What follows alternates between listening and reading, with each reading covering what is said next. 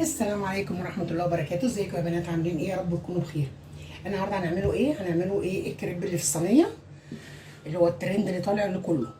هحتاج خلاط، كوبايتين دقيق، كوبايتين لبن، بيضتين، ملح وفلفل اسود، 3 معالق زيت او معلقتين زيت. يبقى كده مقادير الكريب دي مقادير الكريب عامة: كوباية دقيق، كوباية لبن، بيضة.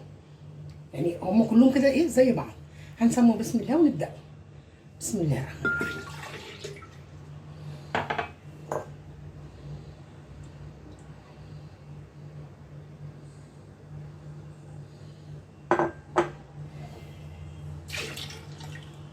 كده انا حطيت كوبايتين لبن، بيضتين، كوبايتين دقيق منخولين. هنزل بالدقيق المنخول،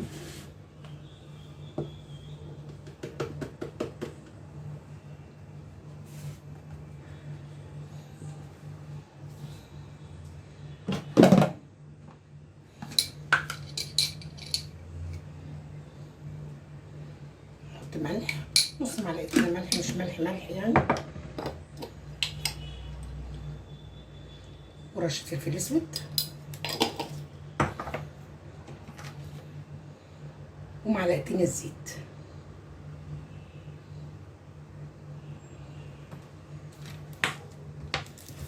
هاخد بقى الخليط ده كله كده هضربه بقى في الخلاط. طبعا احنا ايه بنضربه في الخلاط مع نفسنا عشان الدوشه. ودلوقتي كده انا بعد ما ضربت الخليط وجبت ورق الزبده حطيته في الصينيه، هدهنه بماده دهنيه. ليه؟ اضمن حاجه، لان ورق الزبده ايه فيه بيلزق وفيه ما بيلزقش. فممكن تحطي له ايه حبه زيت بفرشه وتدهني ايه ورقه الزبده. ماشي. وهنزل بقى بالخليط. بس بقى الخليط بقى لما بيتضرب في الخلاط بيبقى ناعم وجميل. بسم الله الرحمن الرحيم.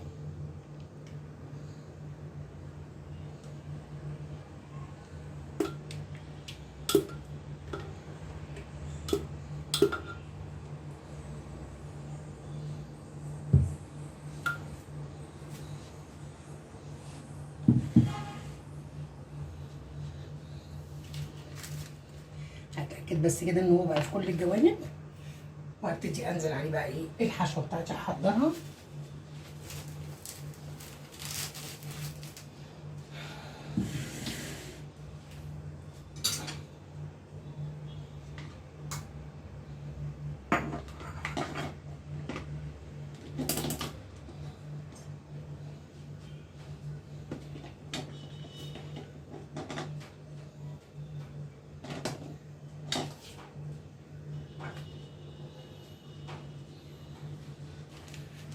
الفلفل والزيتون،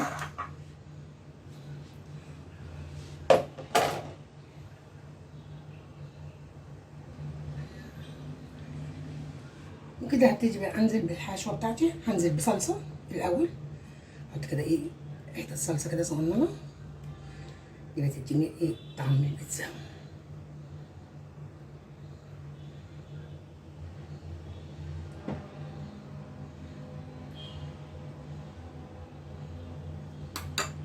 ماشي. هنزل بفلفل الوان،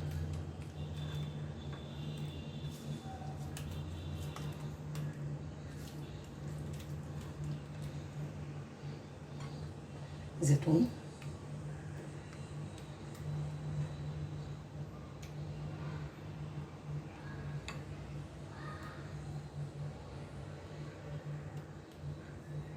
عندك بقى لانشون، بيفي، بسطرمه، سوسيس، صدق، اللي عندك، وابتدي انزلي ايه بيه.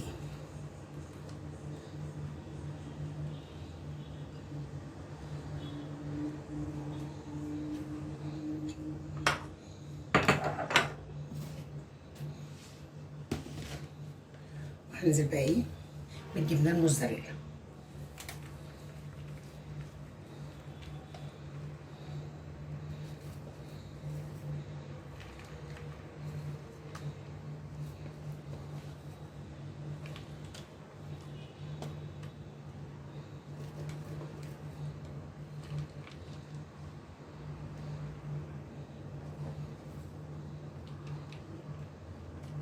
ويلا ندخلوها بقى في النار.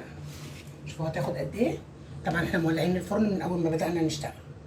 هدخلها في النار واطلعها واوريها ويبقى كده احنا عملنا بردك الترند. وكده يا بنات بعد ما طلعت في الفرن، عايز بس اطلعها كده. بص كده انا طلعتها ايه بورق الزبده. شوف بس دي سخنه. هبص احنا دهنا وبرده ورق الزبده بيلزق. تبرد شويه عشان تنفع تطلع من ورق الزبده. لما تبرد هتطلع. بتاخد قد ايه في الفرن؟ هي خدت معايا انا نص ساعه، بس كل واحد وفرنه. يعني حاسه فرنك حامي فرنك بارد، فكل واحد ايه وفرن. يعني مالكيش دعوه انا اخدت معايا قد ايه، انت برضه تتابعيها وهي ايه في الفرن. هتبرد ونخرطوها ونقدموها مع بعض. وكده يا بنات بص طلعتها بقى من ورق الزبده. بس بقت جميله خفيفه وجميله وسواها جميل. ترند حلو سهل وسريع وجميل. جربوها واستني ارائكم وتعليقاتكم اللي ما نحرمش منها ابدا. واشوفكم في فيديو جديد. السلام عليكم ورحمه الله وبركاته.